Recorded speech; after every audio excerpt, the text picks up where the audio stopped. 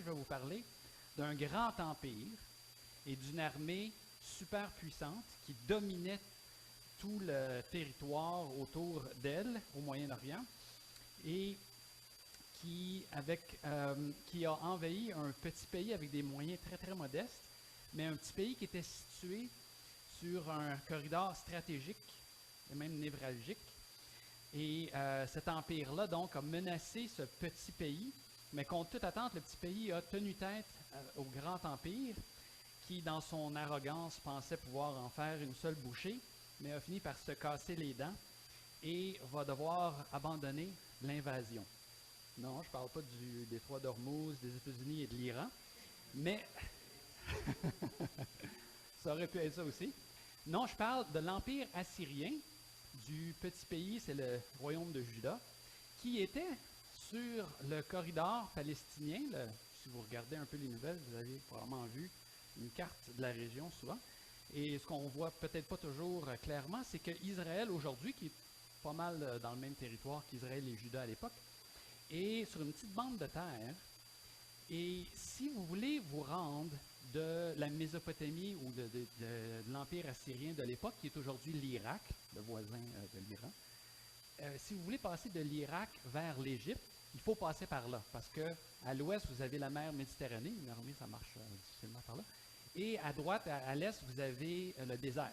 Alors, il faut passer par Israël ou Juda, et en fait, même si Israël et Juda étaient des tout petits royaumes à cette époque-là, très très négligeables pour ce qui est de leur puissance militaire et tout ça, c'était des endroits très stratégiques, très importants, parce que c'était la façon de se rendre en Égypte. Et l'Égypte, ça a toujours été pour les Mésopotamiens, pour les gens en Irak, les empires d'Irak, ça a été le joyau à aller chercher, hein, les richesses de l'Égypte et tout ça. C'était le but ultime des empires en Irak ou en Mésopotamie à l'époque, d'aller chercher, d'aller conquérir l'Égypte. Alors il fallait passer par Israël et Juda, pas parce que c'est des royaumes particulièrement intéressants à aller conquérir, mais ils étaient dans le chemin. Un peu comme avec le détroit d'Ormuz, qui est, malgré que c'est un endroit qu'on ne connaissait pas trop avant il y a quelques semaines, c'est finalement on se rend compte que contrôler cette région-là, c'est pas mal plus important qu'on aurait pu penser.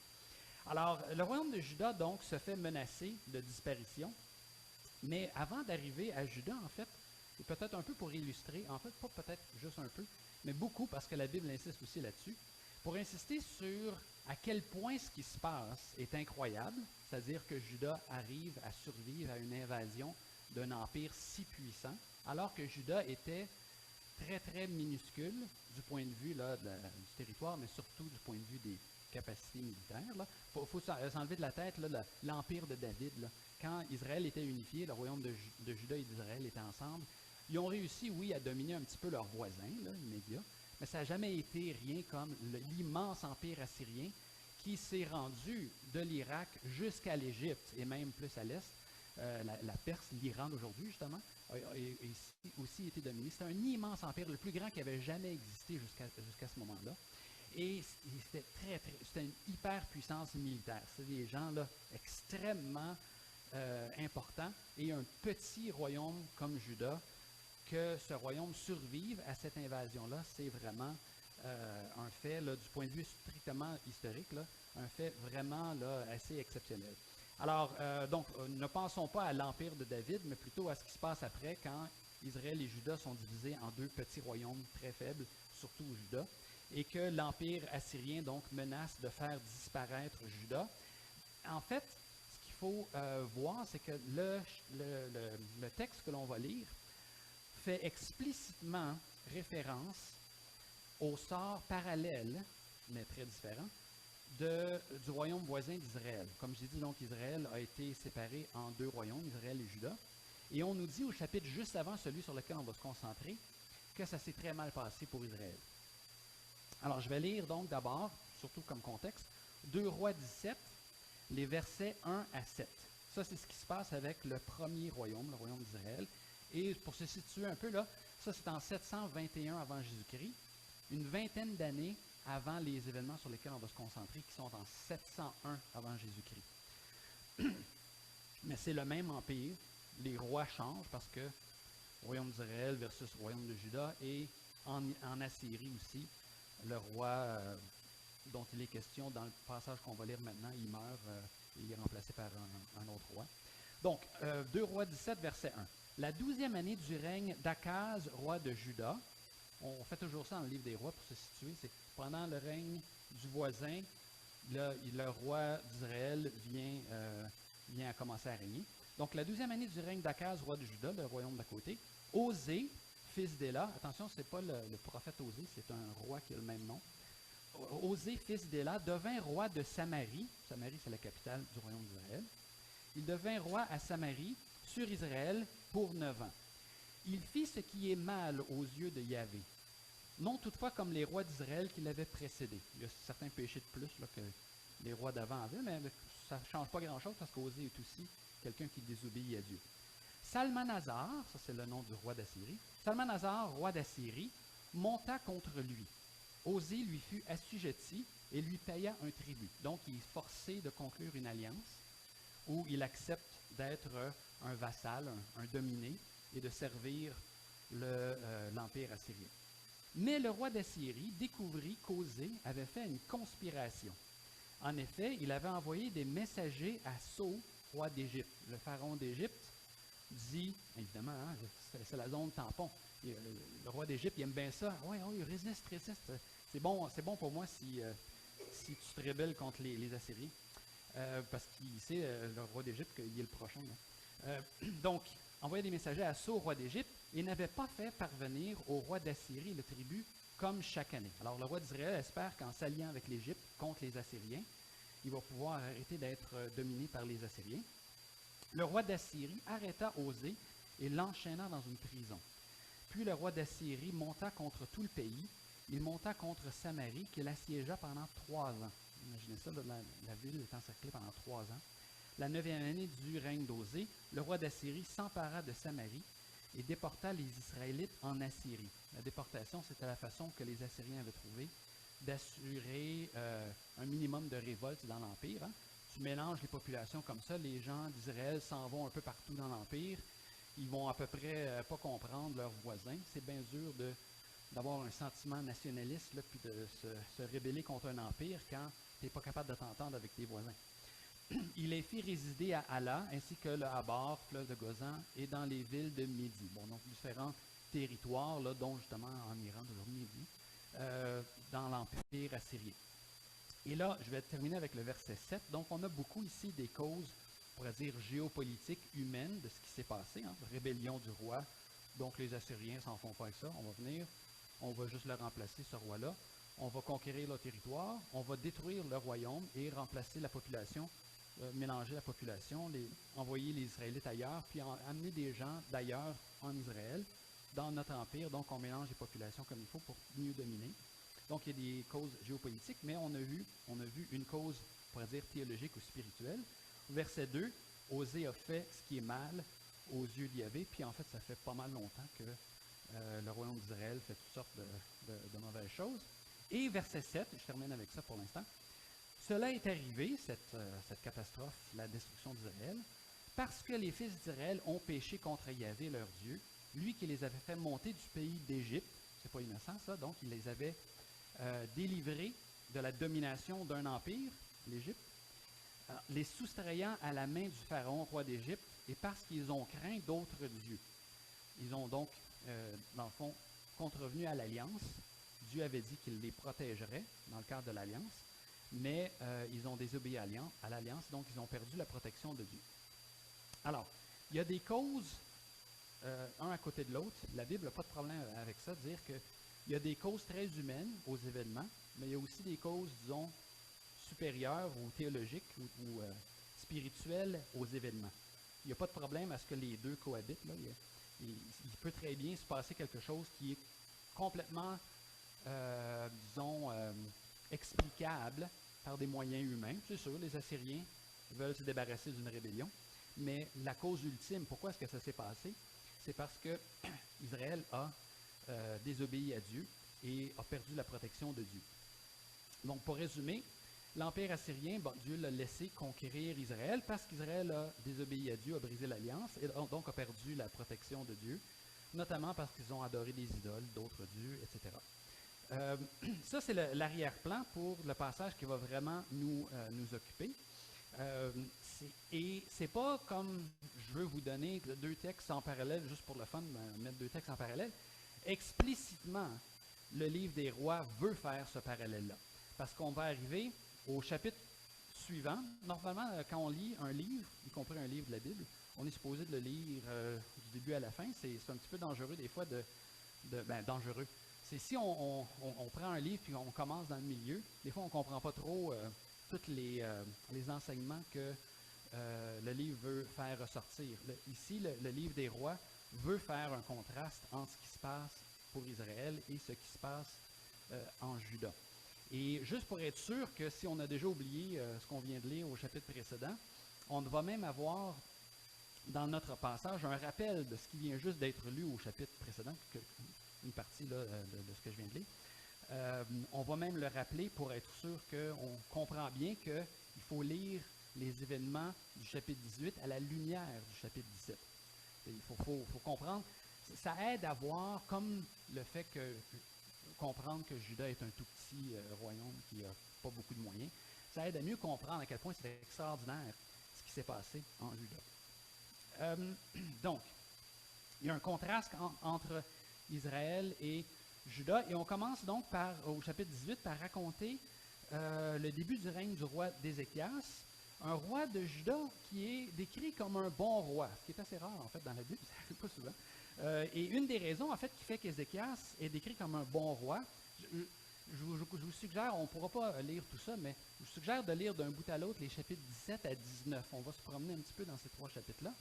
Mais dans le fond, si vous avez le temps là, cette semaine de lire 17 à 19, vous allez voir que tout ça, ça suit bien logiquement. Là. C'est pas, moi, j'essaie de trouver des extraits pour nous faire suivre ce qui se passe, mais ça se suit très bien quand on le lit tout seul, là, sans explication. Donc, au chapitre 18, donc, on commence par dire que Ézéchias est un bon roi. Une des raisons pour lesquelles Ézéchias est décrit comme un bon roi par le livre des rois, c'est qu'il fait ce que beaucoup de prophètes ont demandé au roi de faire, c'est-à-dire éliminer des lieux de culte, des endroits où on adorait Yahvé et peut-être aussi d'autres dieux, ça c'est moins clair, mais on adorait Yahvé de façon problématique, notamment avec des idoles et tout ça dans certains de ces lieux de culte. Et donc, Ézéchias rase tout ça, élimine ça et centralise le culte à Jérusalem, le fameux temple de Jérusalem qu'on connaît bien, qui est très important. Mais il veut donc éliminer certains des problèmes qui sont dénoncés par les prophètes en éliminant des lieux de culte, des endroits où on adore Dieu, mais d'une façon qui n'est pas vue comme étant adéquate. Peu importe pourquoi exactement, il y a différentes raisons, là, on ne rentrera pas là-dedans. Mais et ça, c'est quelque chose qui est très important de comprendre sur Ézéchias. Ça va devenir important plus tard quand on va voir. Ézéchias, donc, selon le livre des rois, a bien fait, bravo Ézéchias, en éliminant ces lieux de culte-là. Mais on peut voir que ça ne faisait pas l'unanimité à l'époque non plus. Hein. D'habitude, quand on détruit quelque chose ou on fait une réforme, il y a toujours du monde qui se dit qu'on n'aurait pas dû faire ça.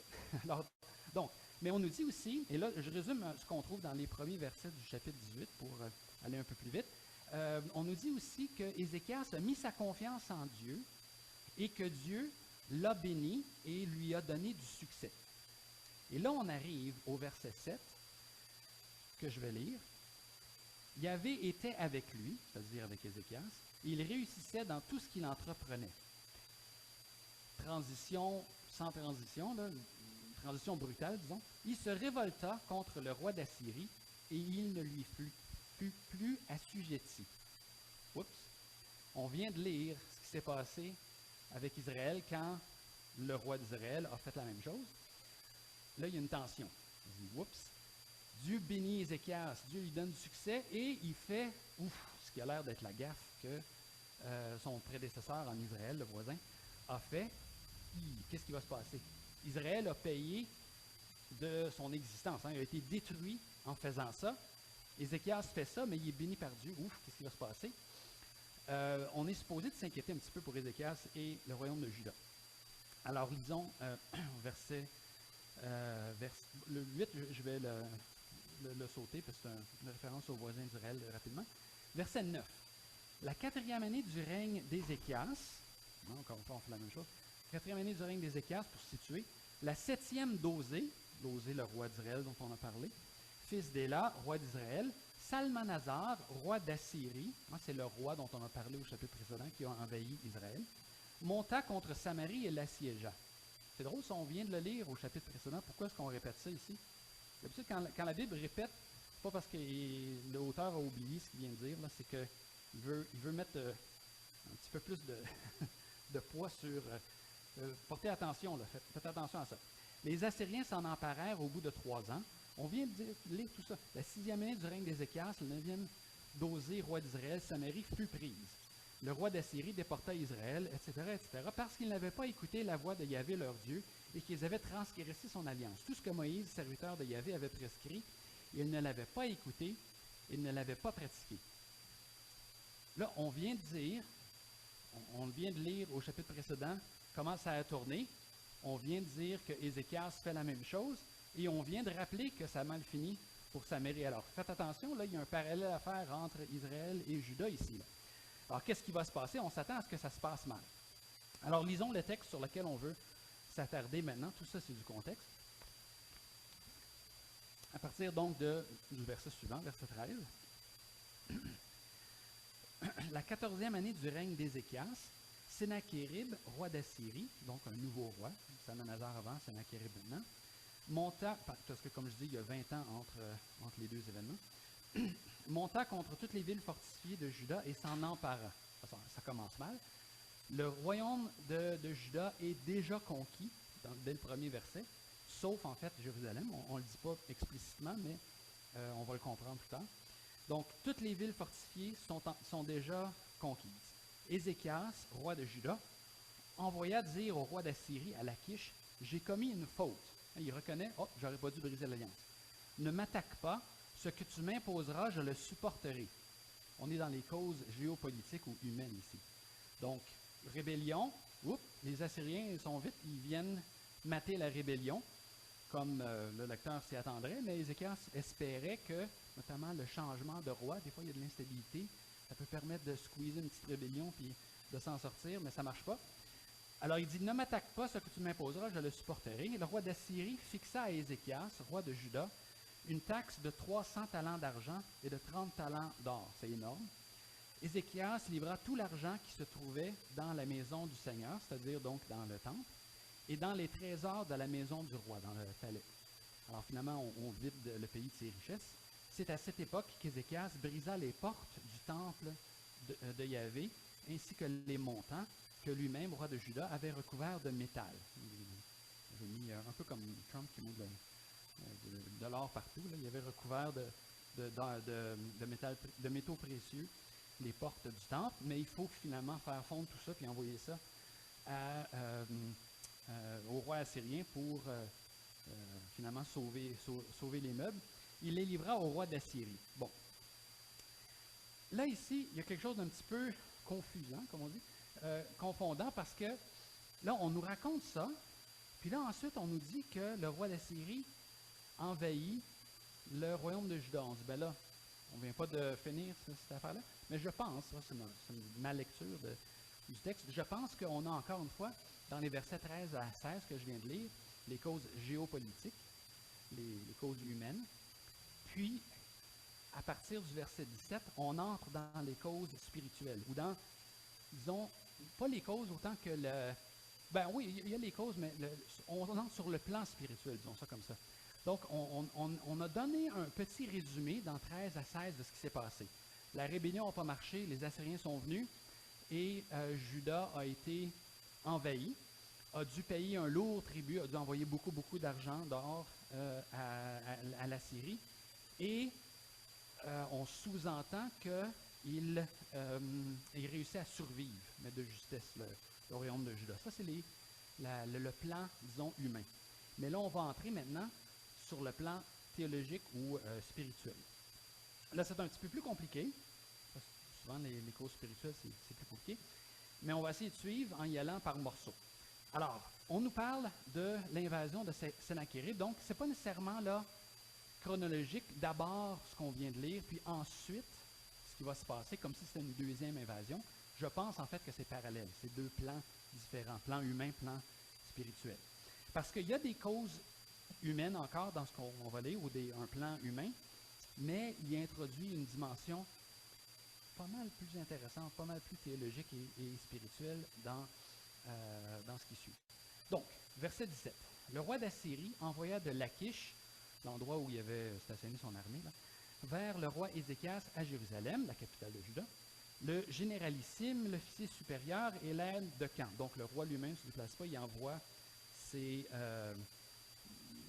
officiers. Là. Le Juda n'est pas assez important pour que le roi d'Assyrie lui-même se déplace pour la conquérir, accompagné d'une armée importante. Le roi d'Assyrie, dans cette campagne-là, il est en train d'envahir toutes sortes de territoires autres que Juda. C'est pas juste, il ne vient pas là, en Palestine juste pour Juda. Là, il est en train de réaffirmer son autorité sur tous les territoires qui se sont rébellés quand il a accédé au pouvoir. Parce que, encore une fois, quand on change de roi, on a toujours l'impression qu'on va peut-être réussir à se libérer de la domination des Assyriens. Ils réclamèrent le roi de Juda. Le chef du palais, Eliakim, fils de Eliakou, le secrétaire Shevna et le chancelier Yoa, fils d'Ozaph, sortirent vers eux. Vous voyez, déjà, un petit...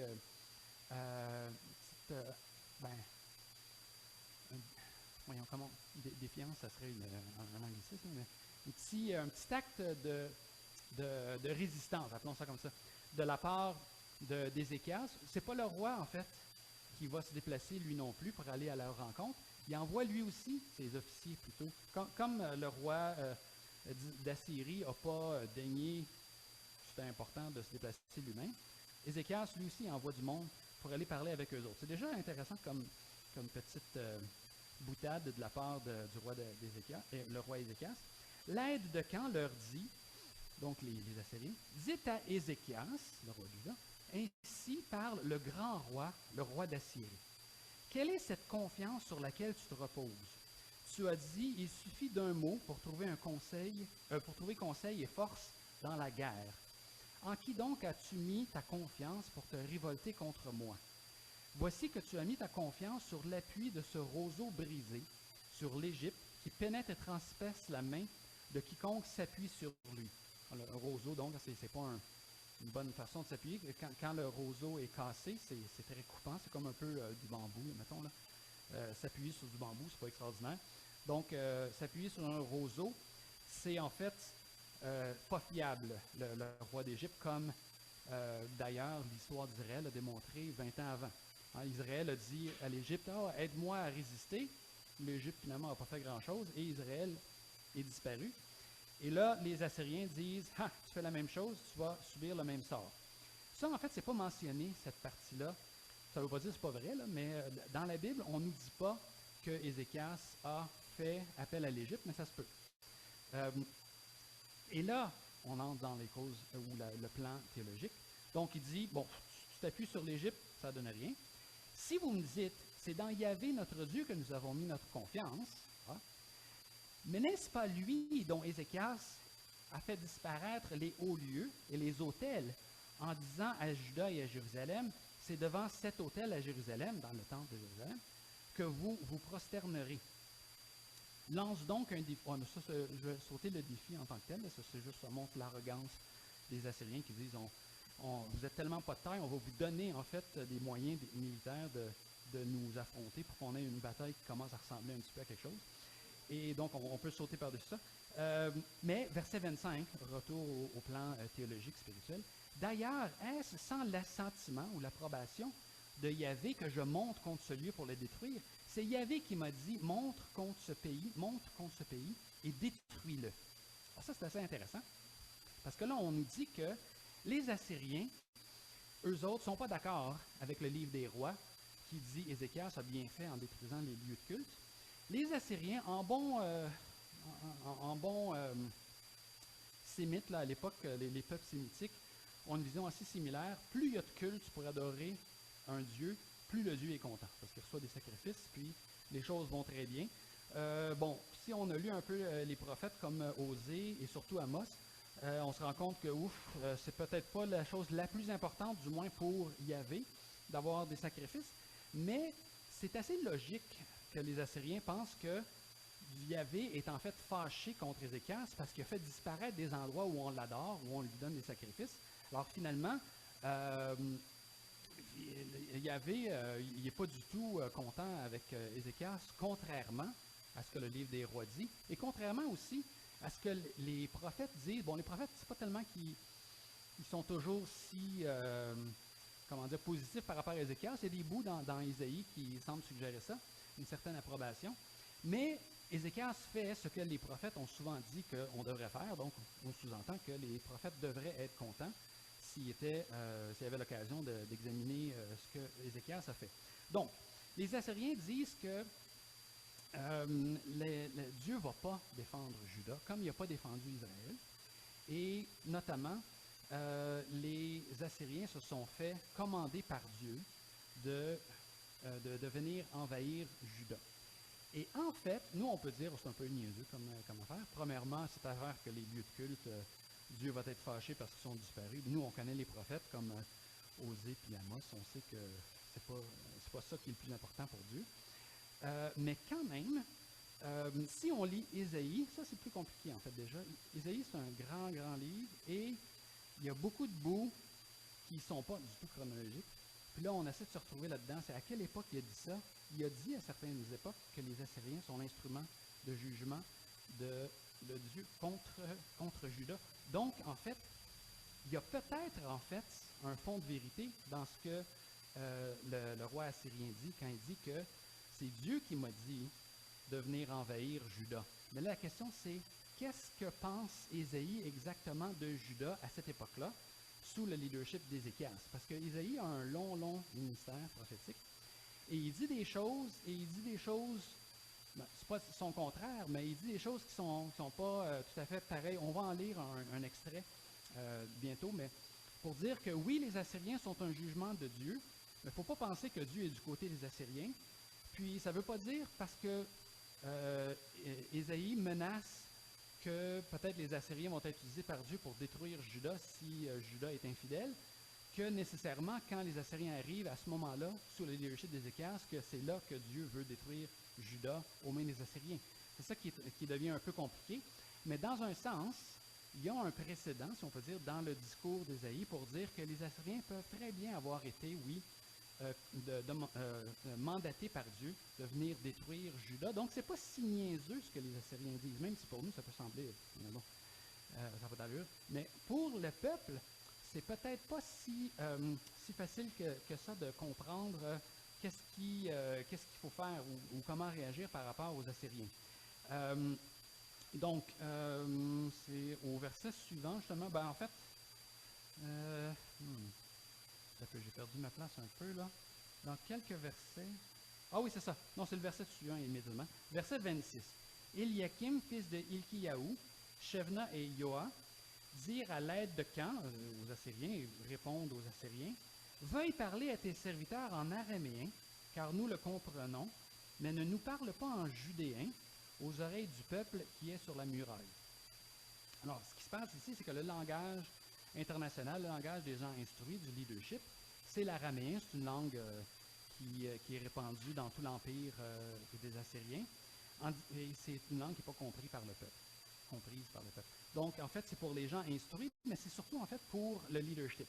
Et là, finalement, ils disent, les dirigeants de Juda, ils disent, parle-nous pas en judéen, c'est-à-dire en hébreu, là, pour que tout le monde comprenne.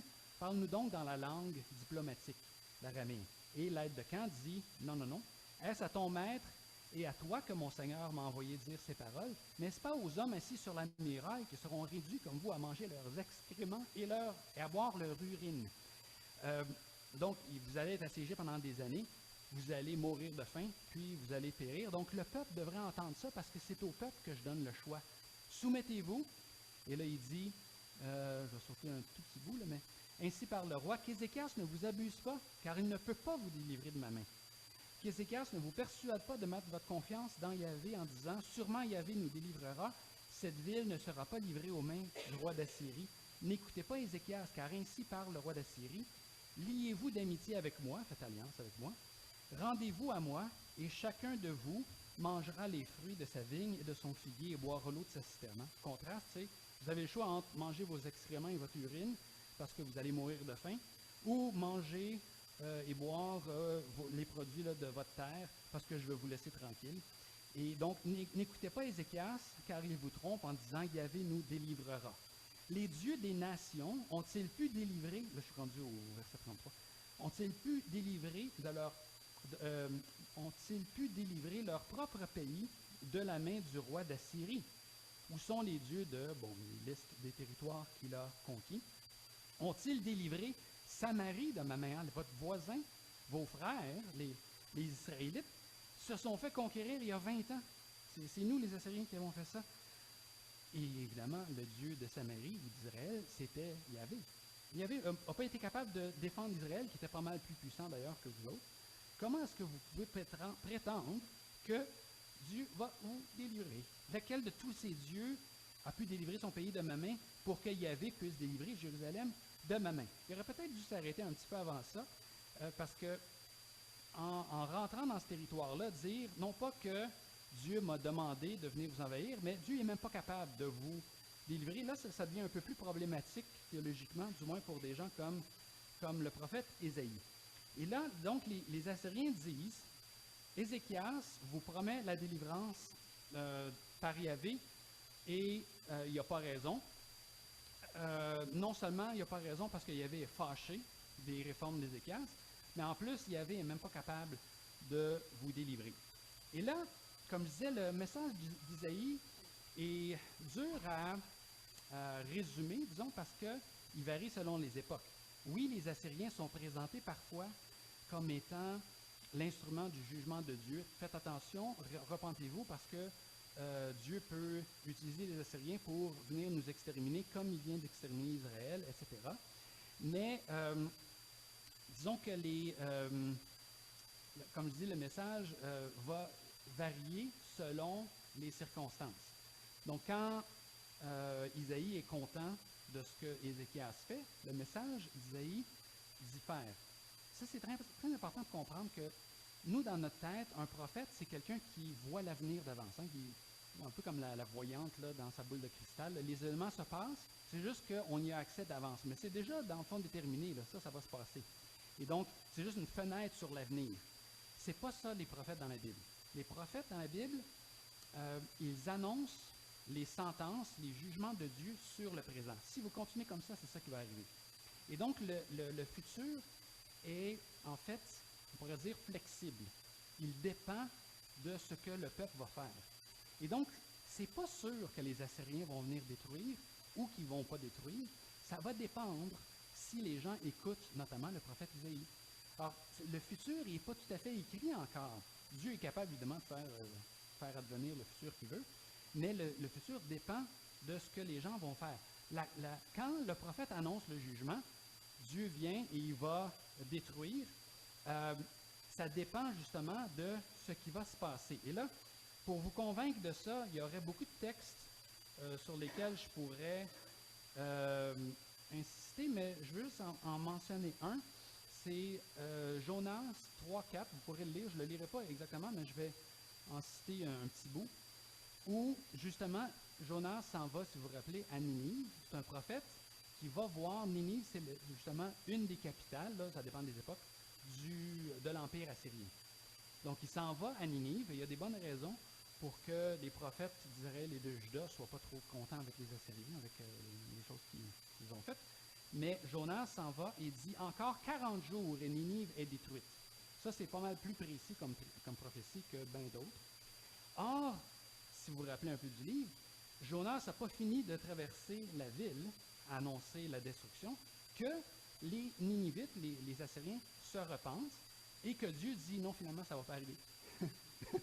Alors ça, c'est un peu frustrant, évidemment, pour Jonas, parce que lui, il aurait aimé ça, que Ninive soit détruite, c'est les ennemis jurés d'Israël, mais Dieu revient sur sa prophétie, son jugement, parce qu'encore une fois, c'est une sentence, un verdict que Dieu donne. Avec ce que vous avez fait, les Assyriens, vous méritez la destruction. Les Assyriens disent « Ah oui, on n'aurait vraiment pas dû faire ça », puis ils se repentent, puis ils font appel à la grâce de Dieu et tout ça. Et Dieu dit « Ok, d'abord, je ne vais pas vous détruire ». Et ce qui est un peu frustrant pour un Israélite ou un juif qui éventuellement lit le livre de Jonas, c'est de dire, hey, zut, nous, on n'est pas arrivés à éviter la destruction aux mains des Assyriens. Hein, Israël a été détruit. Mais les Assyriens eux-mêmes, parce qu'ils se sont repentis, ils ont évité la destruction. Il y a quelque chose de très, très ironique, mais pas ironique dans le fun, là, ironique et un peu frustrant dans cette situation-là. Mais ça, c'est juste pour illustrer, c'est juste un exemple. Un autre exemple que vous pourriez lire d'ailleurs, c'est le chapitre après celui sur lequel on va s'arrêter. On va se promener un petit peu jusqu'au chapitre 19, mais au chapitre 20 de 2 Rois, vous avez le même roi Ézéchias qui se fait dire par le prophète Isaïe, tu vas mourir, parce qu'il est malade, et donc il consulte Yahvé en disant, vas-tu m'en sortir ou pas? Et il dit, tu vas mourir. Et encore une fois, le prophète n'a pas eu le temps de sortir de la région du palais du roi, que parce que le roi Ézéchias fait appel à Dieu, il dit, hey, j'ai essayé d'être fidèle, aide-moi et tout ça. Le prophète Isaïe se fait renvoyer et dit, OK, d'abord, je vais ajouter 15 ans à ta vie. Alors, finalement, c'est des textes qui illustrent que le prophète, c'est pas comme s'il prédit un avenir qui est déjà déterminé, c'est un avenir qui, Dieu est capable de faire advenir, évidemment, cet avenir-là, mais qui va dépendre de comment le peuple agit, ou comment, dans ce cas-ci, Ézéchias agit. Alors, je vais juste mentionner ces deux exemples-là pour dire que quand ici, on dit, ouais, mais Isaïe, c'est vraiment bizarre, parce que des fois, il dit que les Assyriens vont venir détruire Juda, puis finalement, quand les Assyriens sont là pour venir détruire Juda, il va se passer ce qu'on va lire bientôt, là, qui est finalement que non, les Assyriens ne vont pas venir détruire Juda. Du coup, non, il se branche dessus. Qu'est-ce qu'il veut là, qui se passe, Isaïe? Bien, Isaïe annonce que Dieu va venir détruire Juda si on ne se repent pas et si on continue à faire des mauvaises choses. Ézéchias est un roi qui fait des bons coups, comme éliminer les sanctuaires qui étaient problématiques, faire appel à Dieu, ça on va le lire bientôt, et mettre sa confiance en Dieu pour la délivrance. Et finalement, Juda va se faire effectivement sauver. Et donc, c'est pour ça que c'est très dangereux de faire comme les Assyriens et dire, bof, on a entendu, nous autres, que le prophète Isaïe, il avait dit de toute façon que on était chargés de venir punir Juda en détruisant Juda. Alors finalement, Dieu est content avec nous et il n'est pas content avec vous et vous allez être détruits, puis c'est vos prophètes même qui le disent. T'sais. Alors, c'est assez intéressant de voir, bon, ça, je ne vais pas prendre le temps de le lire, mais vous pourrez lire par exemple au chapitre 10 d'Isaïe, je vais me contenter de celui-là, que vous allez voir que le discours du prophète Isaïe est très nuancé par rapport aux Assyriens. Oui, il dit au chapitre 10 d'Isaïe, l'Assyrie est le gourdin, le bâton que je vais utiliser pour punir Juda, mais il ne faut pas penser que Dieu est heureux avec les Assyriens et qu'il les approuve dans tout. Et finalement, eux aussi, ils vont être jugés par Dieu. Et donc, c'est un petit peu court, un petit peu simpliste de la part des Assyriens de penser que Dieu est de notre bord, puis il est contre vous, et que si nous, on vous envahit, vous êtes fait parce que même Dieu ne veut pas vous défendre et il est de notre côté. Ça, c'est le piège dans lequel les Assyriens tombent. Mais j'aimerais quand même revenir sur ce que l'on a dit concernant là, toutes ces choses-là que les officiers du roi assyrien proclament au peuple. C'est un choix qu'il est en train de donner au peuple. Hein. Il dit, ou bien vous croyez Ézéchias, ou bien vous croyez qu'il a eu raison de faire ces choses-là, d'éliminer les sanctuaires, ou bien vous me croyez moi qui dit que non, en fait, Dieu ne peut pas être content parce que Ézéchias a fermé les temples de Dieu pour se concentrer sur un seul. Quel Dieu voudrait ça? Ça n'a pas de bon sens. Et donc, il y a moins de sacrifices. Et finalement, Ézéchias, Dieu n'est pas du tout content avec lui. Et votre seul espoir de survivre, c'est pas Yahvé qui va vous défendre. Yahvé est contre vous autres. Votre seul espoir, c'est de vous soumettre et vous allez seulement pouvoir survivre si vous capitulez, si vous lâchez votre rébellion. Alors ça, c'est un niveau de complexité, je voudrais dire, ou un choix qui est plus compliqué que ce que l'on a parfois tendance à penser. Hein. Quand on lit la Bible, souvent on trouve, il était-tu niaiseux, le peuple de Dieu, à cette époque-là? Hein, il y avait le choix entre obéir à Dieu ou pas, hein, obéir aux prophètes ou pas. Mais en fait, le discours des prophètes Comme en plus, il est circonstanciel, ça dépend de la situation. Isaïe, à certaines époques, il dit « Les Assyriens s'en viennent, vont nous détruire ». À l'époque où on est sur le point de lire ça, là, où on est maintenant, Isaïe dit non, Dieu va délivrer. C'était pas si simple que ça pour les gens de comprendre qu'est-ce qu'il fallait faire, de savoir ce qu'il fallait faire. La proposition des Assyriens, c'est pas si fou que ça. Comme je dis, ça correspond assez bien à la compréhension que les gens ont à l'époque, que les dieux veulent plus de sacrifices, plus il y en a, mieux c'est, plus il y a de sanctuaires, mieux c'est. Et en plus, ils peuvent même s'appuyer sur les prophètes de Juda et d'Israël eux-mêmes qui ont annoncé la destruction d'abord d'Israël, ça c'est Amos et Osée, aux mains des Assyriens, puis ensuite de Juda, ça c'est Isaïe et Michée d'ailleurs. Et donc la proposition des Assyriens ou l'interprétation des Assyriens n'est pas sans fondement, loin de là.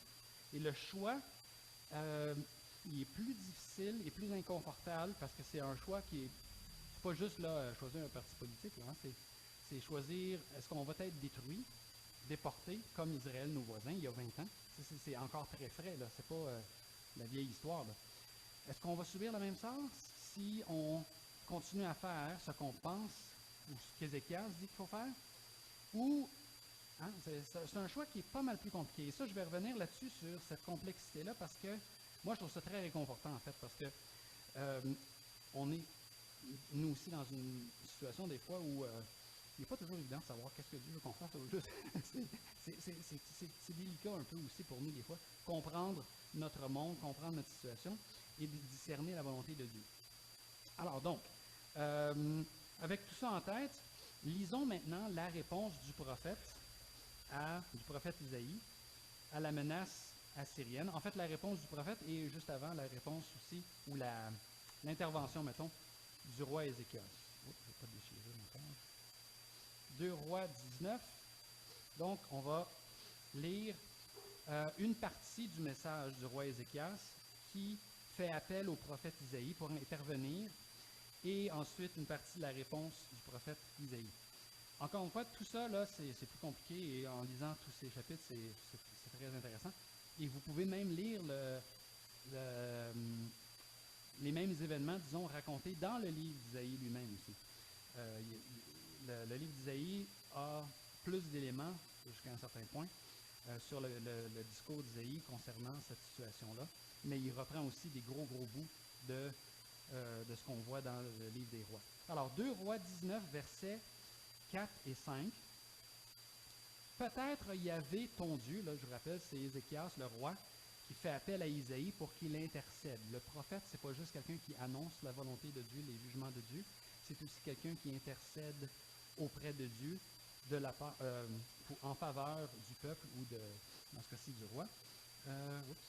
Ok, donc verset 4, peut-être Yahvé ton Dieu entendra-t-il toutes les paroles de l'aide de camp que son maître, le roi d'Assyrie, a envoyé pour insulter le Dieu vivant. Hein? Rappelez-vous, Yahvé n'est même pas capable de toute façon de se défendre. Il n'a pas défendu Israël. Vous ne devriez pas mettre votre confiance en Dieu. Donc, les paroles qu'il a envoyées pour insulter le Dieu vivant. Et le châtira-t-il pour les paroles que Yahvé ton Dieu aura entendues? Fais monter vers lui une prière en faveur du reste qui subsiste. Parce qu'encore une fois, le royaume a été conquis très largement. Il reste juste Jérusalem qui résiste. Les serviteurs du roi Ézéchias arrivèrent auprès d'Isaïe, qui leur dit, je vais finalement lire un petit peu plus, vous parlerez ainsi à votre maître, c'est Isaïe qui renvoie une réponse au roi Ézéchias. Ainsi parle Yahvé, ne crains pas les paroles que tu as entendues et par lesquelles les serviteurs du roi d'Assyrie m'ont outragé.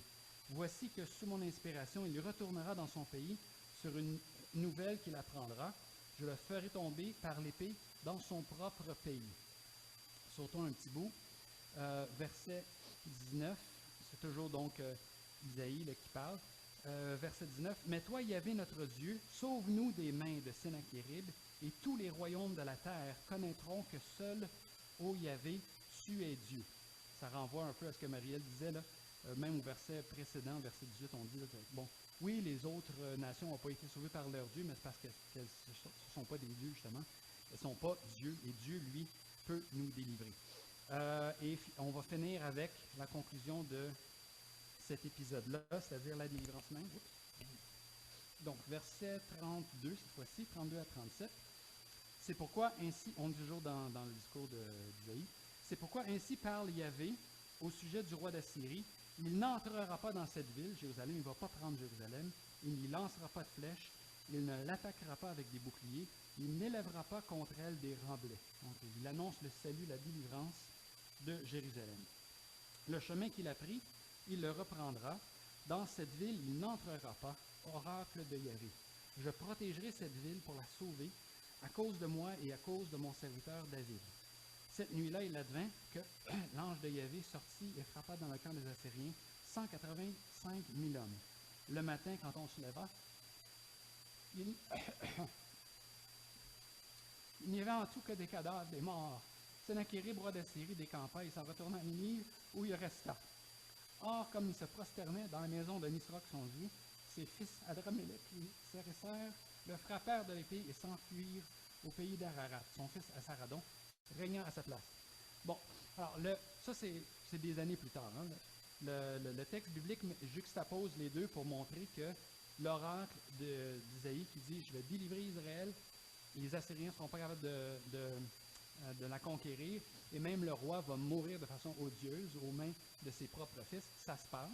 C'est donc un jugement sur Sennachérib pour avoir osé parler comme ça de Yahvé, mais c'est des années plus tard. Ça, on ne le sait pas en lisant la Bible, on le sait en lisant les annales assyriennes qui confirment tout ça. C'est-à-dire que, par exemple, dans les annales assyriennes, on liste toutes les villes de Juda, comme d'Israël, comme des voisins, qui ont été conquises, y compris par Sennachérib à cette époque-là. Mais Jérusalem n'est pas mentionnée. Évidemment, les annales assyriennes ne vont pas se vanter de « Ah, Jérusalem, on ne l'a pas prise ». Mais elle n'est pas listée. Ça veut dire qu'ils ne l'ont pas prise. Parce qu'ils ne se vantent pas de leurs échecs, ils ne les mentionnent pas. Mais le fait qu'ils ne soient pas capables de mentionner que Jérusalem a été prise est de la preuve qu'ils ne l'ont effectivement pas prise. Est-ce que ça s'est bien passé pour Juda? Pas tant que ça. Le pays est dévasté. Hein? Tout le pays est conquis, sauf Jérusalem. C'est pas comme si, là, Ézéchias a été fidèle, donc il n'y a pas eu de problème, tout s'est bien passé, tout est rose et tout ça. Non. Mais le contraste, c'est-à-dire, regardez ce qui s'est passé en Israël. Israël est détruit. À jamais. Ils ne reviendront jamais. Le peuple d'Israël est détruit. Alors que le peuple de Juda, ou le royaume de Juda, survit. Bon, à peine, là, en s'agrippant par les ongles, mais il survit. Et c'est ça le succès d'Ézéchias et le succès de Juda. Plus petit pays qu'Israël, mais qui, lui, réussit à survivre à l'empire assyrien qui a détruit tellement de royaumes voisins d'Israël et Israël même. Juda a réussi à survivre et c'est ça la grande victoire. La victoire dans la Bible, c'est pas toujours, encore une fois, là, que, wow, grosse prospérité, tout va bien, mais, encore une fois, Juda survit, le peuple de Dieu survit, et en fait, c'est seulement un siècle plus tard qu'un autre empire va conquérir Juda, et ça, peut-être que la prochaine fois que je vais venir, en fait, je vais peut-être en parler de ça, parce que cette fois-ci, c'est le prophète Jérémie qui, plus d'un siècle plus tard, lui, juste pour montrer encore à quel point c'est circonstanciel, le message des prophètes, va dire, devant cet autre empire, l'empire babylonien, soumettez-vous parce que Dieu a déterminé que vous devez être soumis aux Babyloniens. Ils ne vont pas écouter Jérémie. Et donc, en fait, le peuple va être conquis par les Babyloniens, va être déporté à Babylone. Mais en fait, le peuple va quand même pouvoir survivre. Donc, les Juifs sont encore là aujourd'hui. Ils ont réussi quand même à survivre parce que les circonstances étaient différentes. L'empire est différent, les circonstances sont différentes, les rois en présence sont différents, les prophètes sont différents, le message est différent parce que là maintenant, Dieu dit c'est ça qu'il faut faire. Donc il faut écouter les prophètes attentivement. Mais si j'en parle la prochaine fois que je vais venir, encore une fois, pour le peuple qui écoute Jérémie, il dit hey, coudonc, il y a un siècle, là, ton body, il a dit le contraire, là, il a dit que non, Dieu est capable de nous délivrer. Et Jérémie, c'est pas l'idée que non, Dieu n'est pas capable de nous délivrer, c'est que Dieu ne va pas vous délivrer. Attendez-vous pas à ça, là. Maintenant, Dieu a décrété que c'est les Babyloniens qui vont dominer le monde pour un temps. On verra après ce qui va se passer, mais pour un temps, Dieu va utiliser Babylone. Et donc, obéir à Dieu, c'est se soumettre à Babylone. Alors, encore une fois, la situation pour le peuple, nous, bien niaiseux. Écoute donc Jérémie. Mais encore une fois, dire, ouais, mais on aimait mieux ce que Ésaïe a dit il y a un siècle, que non, on va résister parce que Dieu est capable de nous défendre. Mais Jérémie dit non, écoutez pas, c'est plus le message pour cette situation maintenant. La situation est différente, l'Empire est différent. Ce que Dieu veut de vous, c'est pas la même chose. Donc écoutez, et évidemment, il n'écoute pas non plus. Alors, c'est évidemment toujours un petit peu le problème. Mais encore une fois, faisons preuve d'un peu de grâce pour le peuple de Dieu du passé parce que la situation était pas si simple pour eux. Et notamment quand on est capable de faire appel à des prophètes bibliques, encore une fois, même à l'époque qu'on vient de voir, là, à l'époque d'Isaïe, Isaïe lui-même dit à certains moments, faites attention, Dieu va venir nous envahir avec les Assyriens pour nous punir de nos péchés. Mais là, dans cette situation précise, dans cette crise précise, parce qu'il y en a eu plusieurs invasions en passant, les Assyriens, dans cette crise précise, il dit, non, Dieu va nous défendre. Et là, c'est pas dit explicitement, mais peut-être que c'est à la fois, ça c'est dit explicitement, oui, c'est en partie parce qu'Ézéchias a fait des bonnes choses, il est approuvé par Dieu, et il fait appel à Dieu, et Dieu dit, ok, je vais te défendre, mais c'est peut-être aussi parce que les Assyriens ont été un petit peu trop arrogants en pensant que, bon, de toute façon, vous ne pouvez pas vous fier à Dieu, Dieu n'est même pas capable de vous délivrer. Ça, c'était peut-être une parole de trop qu'il n'aurait pas dû prononcer. En tout cas, on ne dit pas explicitement là, que s'il n'avait pas dit ça, Dieu n'aurait pas délivré. Peut-être que juste la fidélité d'Ézéchias était suffisante, mais ça n'a pas aidé leur cause que d'insulter Dieu comme ça en disant que de toute façon, Dieu n'est même pas capable de vous délivrer. Alors, donc, je vais m'arrêter avec une petite réflexion sur, comme je disais, donc, cet encouragement, ce réconfort peut-être qu'on peut trouver à dire que notre situation, elle est compliquée. Souvent, on a de la misère à se comprendre, à discerner qu'est-ce que Dieu veut qu'on fasse, mais le peuple de Dieu est passé par là, par le passé. Il y a eu des options qui ont été offertes au peuple de Dieu, et le peuple de Dieu s'est gratté la tête un peu en disant, il y a quand même des bonnes raisons, même théologiques, de penser que les Assyriens ont peut-être raison, Dieu est fâché contre nous, donc on devrait se soumettre aux Assyriens, mais peut-être aussi des bonnes raisons de croire que c'est Ézéchias qui a raison. C'était difficile pour les gens de savoir quoi penser. Et de nos jours, avec les médias sociaux et les opinions que l'on entend, les faits alternatifs qui nous sont donnés et de façon malveillante, il y a certaines personnes qui veulent nourrir des opinions diverses qui savent être fausses pour pouvoir continuer à faire ce qu'ils veulent faire parce que la confusion règne, on ne sait pas trop quoi faire. Qu'est-ce qu'on peut bien faire devant, il y en a qui disent ça, puis les autres qui disent le reste. Comment discerner la vérité? C'est pas vraiment possible de savoir. C'est tentant de penser, bof, on ne peut pas savoir de toute façon, et de, dans un sens, dire, bon, on ne va pas décider, mais on ne peut pas ne pas décider. Il y a une dimension morale à découvrir la vérité. C'est pas juste il y a des conséquences morales à nos décisions parce que ça affecte comment on vit, mais quand on a des informations contradictoires, le discernement lui-même doit se faire en partie avec un compas moral. Pour essayer de déterminer, comme dans le cas de l'invasion de Sennacherib, il y a une possibilité effectivement que Dieu soit fâché parce qu'on a éliminé des lieux de culte.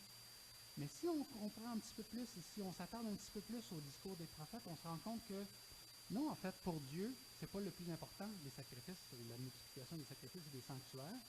Le plus important, c'est de respecter l'alliance. Et dans ces sanctuaires-là, il y avait des pratiques problématiques, comme de l'idolâtrie, des choses comme ça. Donc, c'est plus important pour Dieu d'avoir moins de lieux de culte, mais où on fait sa volonté, et d'avoir différents comportements là, qui sont condamnés par les prophètes, d'éviter ces comportements-là.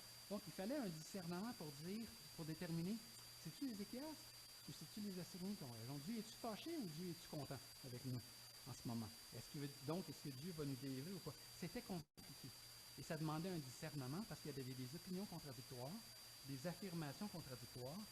Et ce que je veux suggérer, donc, c'est le discernement de la vérité. Comprendre qu'est-ce que Dieu veut pour nous, ou quelle est la situation et comment réagir à cette situation-là. Ça a toujours été une décision pas juste intellectuelle, il y a une dimension morale à déterminer qu'est-ce qui est vrai. Qu'est-ce que, parmi les choses qu'on nous dit, qu'est-ce qui est la bonne solution ou la bonne analyse de la réalité. Et moi, je trouve ça très réconfortant de voir que, contrairement à ce qu'on a tendance à penser parfois, que Bon, le peuple de Dieu, dans le temps, c'était simple. Nous autres, maintenant, c'est compliqué. Dans le temps, il y avait juste à obéir à Dieu. Ils ne l'ont pas fait, ils sont tous niaiseux. Nous, on n'aurait pas eu ce problème-là si on avait vécu à l'époque. On aurait pu tout de suite dire, voyons, Sennacherib dans le champ, ça n'a pas de bon sens. Non, c'était pas mal plus compliqué que ça pour eux. Il y avait des décisions difficiles à prendre. Et donc, ils ont eu besoin de faire attention, de faire preuve de discernement. Alors, nous aussi, aujourd'hui, on doit s'inspirer de ça. Il y a des bons coups, il y a des moins bons coups, évidemment, dans l'histoire du peuple de Dieu. Mais notre situation, aujourd'hui, elle est complexe, mais elle n'est pas forcément beaucoup plus complexe qu'à l'époque d'Isaïe et de Jérémie. Et les décisions que l'on prend, ou la détermination de la vérité, aujourd'hui, oui, c'est complexe, mais ça a toujours été complexe. Et Dieu veut que l'on fasse preuve de discernement, de sagesse, et que l'on n'utilise pas juste notre tête, mais aussi, dans un sens, notre discernement moral pour déterminer qu'est-ce que Dieu veut qu'on fasse dans cette situation compliquée, dans ce monde où on entend tout et son contraire.